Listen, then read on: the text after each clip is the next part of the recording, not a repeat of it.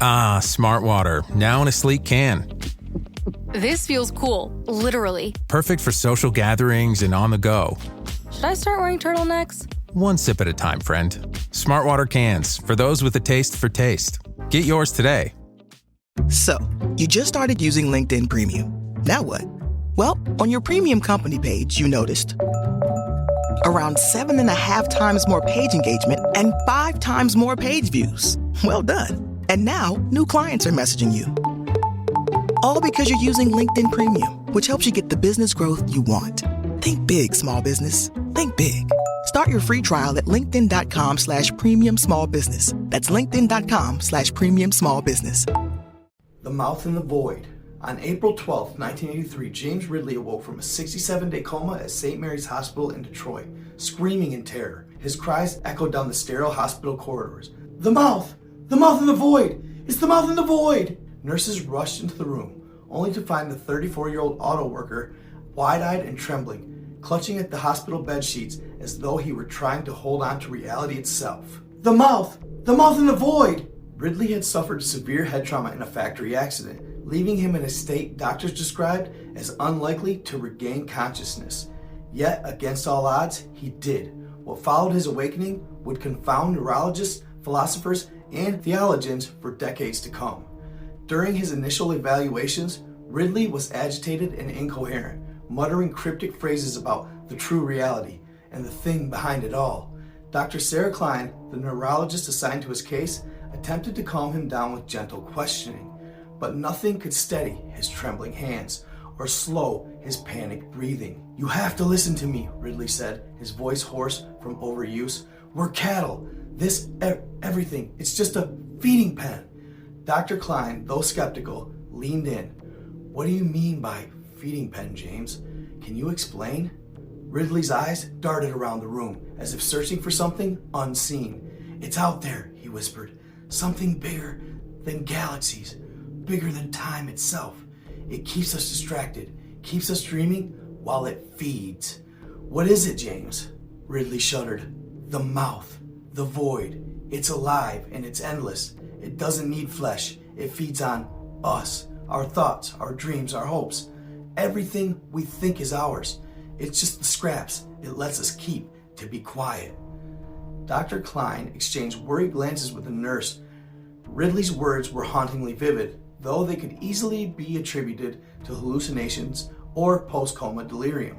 But as the days passed, Ridley's lucidity returned, and his accounts only grew more elaborate. I saw it, he said during one of their sessions.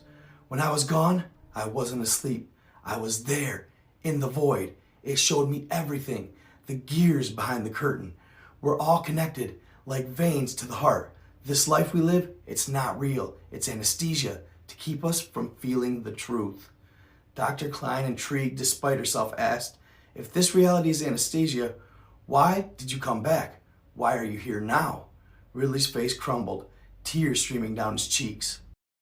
I begged it to let me back in. I couldn't bear it, the scope of it, the horror of knowing. Out there, you're alone, truly alone. There's no up, down, no end, no beginning, just it, watching, consuming. His words sent chills through the staff who overheard them.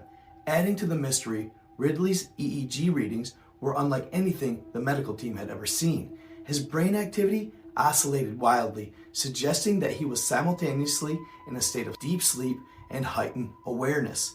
An impossible contradiction. Neurologists from across the country reviewed his case, but no one could offer definitive explanation. Over time, Ridley's demeanor shifted. He stopped describing the void in frantic bursts and instead spoke of it with a strange calmness, as though he had resigned himself to its existence. It's always there, he told Dr. Klein one afternoon, gazing out the window. Even now, I can feel it watching, waiting. It happened in the early hours of May 3rd, 1983. 3 weeks after regaining consciousness, security footage captured him exiting his hospital room at 3:27 a.m., barefoot and wearing his hospital gown. He moved with purpose, his gait steady and unhurried, as though he had been guided by an unseen force. He bypassed the nurse's station without so much as a glance and made his way to the hospital's main parking lot. The final camera recorded him standing in the center of the lot, staring up at the night sky. He stood there for nearly 5 minutes, perfectly still. Then all of a sudden, the footage begins to cut in and out, and they see what seems to be a large flash of light at the top of the screen. When it comes back, just seconds later, Ridley is gone, nowhere to be seen. After searching the hospital grounds, security would notify local PD. When the investigators reviewed the footage, they noticed something chilling in the final frame. Ridley's expression was one of absolute recognition, an almost serene understanding, as if he had finally reunited with something he had known all along. After a few days of searching, they deemed him a missing person, eventually pronouncing him deceased. His body was never found. The empty parking lot where he vanished became the subject of local lore, with some claiming to feel an inexplicable sense of dread when passing through it. Dr. Klein, haunted by her encounters with Ridley, left the medical profession the following year. She later wrote in her unpublished memoir, "James Ridley spoke of truths we cannot comprehend, and horrors we are not meant to face. Whether his visions were delusions or glimpses of a greater reality, I cannot say, but I often wonder if there is something watching us from the void. How long will it be content to simply watch?" Over the decades, Ridley's story has become subject of debate and speculation amongst fringe theorists and paranormal researchers.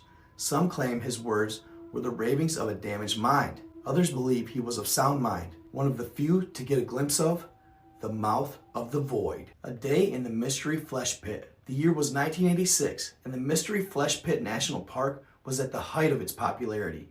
Families flocked from across the country to marvel at the bizarre, living wonder nestled deep in the heart of Texas. The idea of walking through a giant, living organism, a creature so massive that its anatomy formed caves and tunnels, was irresistible to thrill seekers and naturalists alike. Among the visitors that day was the Henderson family. Joe, a stern but adventurous father, Mary, a cautious mother, and their curious 10-year-old son, Tommy. The parking lot buzzed with activity as rangers in khaki uniforms directed cars into neat rows. Above the park entrance hung a large neon sign, Mystery Flesh Pit National Park, nature like you've never seen it. The lettering flickered slightly, giving the impression that the sign itself was alive. The Hendersons approached the entrance where a cheerful guide handed them a brochure. Inside were vivid diagrams of the pit's anatomy and a list of attractions, including the amniotic thermal springs, the esophageal observation platform, and the popular core vent ascension ride. A warning at the bottom of the brochure read, "Visitors are reminded to remain with their guide at all times and avoid unmarked passageways. The pit is a living organism, and deviations from marked paths may result in injury or death." "Stay close, Tommy," Mary said, gripping her son's hand tighter, but Tommy's eyes were already darting to the towering structures in the distance, enormous metal scaffolds that descended into the mouth of the pit, holding platforms and elevators to lower visitors inside. He could hardly contain his excitement. The first stop on the tour was the esophageal observation platform. The family crowded onto a glass-walled elevator with a dozen other tourists, their guide narrating the descent. "This area here," the guide said, pointing to the enormous, fleshy walls around them, "is the upper digestive tract. The pit's mucous membrane secretes a protective layer, so don't worry about touching the walls, but try not to lean too close." Tommy pressed his face to the glass, staring in awe. The walls pulsated rhythmically, faint veins glowing with a bioluminescent light. Occasionally, a ripple of movement passed through the tissue, as if the creature were aware of its visitors. "How deep does it go?" Tommy asked, his voice full of wonder. "No one knows," the guide replied. "We've mapped about 30% of the pit so far, but beyond that, the creature becomes, well, less hospitable."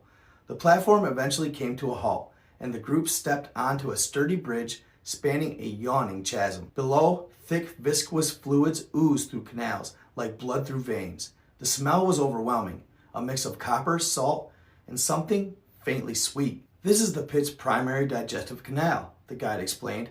"It's completely dormant, mostly. But remember, the pit is a living creature, so we ask that no one throws objects or shout too loudly.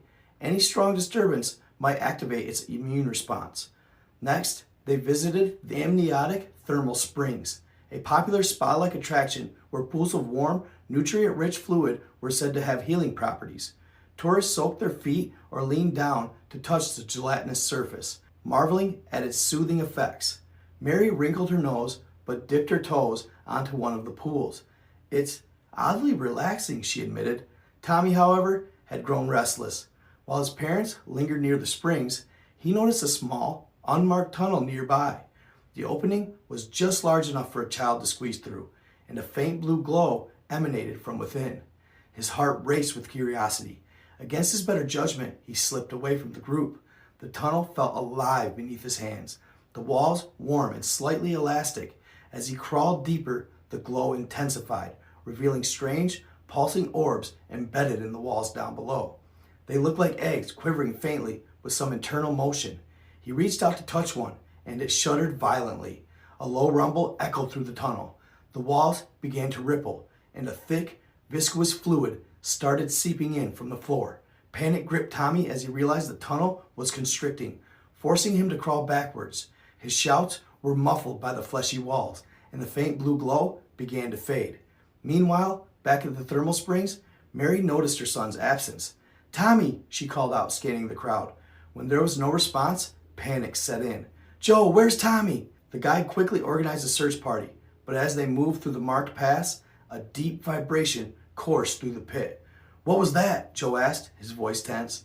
The guide's cheerful demeanor faltered. "It's likely an immune response. The pit can sense disturbances, especially in uncharted areas. We need to move quickly." Tommy was now completely trapped. The tunnel had constricted around him, and the quivering orbs had burst, releasing swarms of tiny, translucent creatures that clung to his skin. Their touch was cold and sharp, as though they were feeding on fear. He screamed as the walls pulsed violently, and then, just as suddenly as it stopped, a massive, gaping orifice appeared ahead, lined with rows of glistening, razor-like teeth. It wasn't a mouth, not exactly, but something far worse. The mouth in the void seemed to materialize in the depths of the pit, an unspeakable presence, aware of its intruder. Tommy's mind went blank as a wave of overwhelming recognition washed over him. The search party eventually found him hours later, unconscious but unharmed, near the entrance to the park. He was curled into a ball, his eyes wide open but unseeing. Doctors later said it was shock, but no one could explain the strange markings on his skin, like the faint impressions of teeth. The Hendersons left the mystery flesh pit that day, never to return. Tommy spoke little of what had happened, but at night he would awake screaming about the mouth and the watchers. They knew he could see, and he knew what they were there for: consumption of mankind. Years later, while in high school, Tommy Henderson would vanish off the face of the earth. Nobody knew exactly what happened to him, but many believe he met the same fate as Mr. Ridley back in 1983. The park remained open for another 2 decades, but whispers of incidents like Tommy's grew more frequent. When the catastrophic 2007 gastric event finally forced the pit to close, few were surprised. But then, many had begun to believe the pit was never meant to be explored, that its mysteries were better left undisturbed.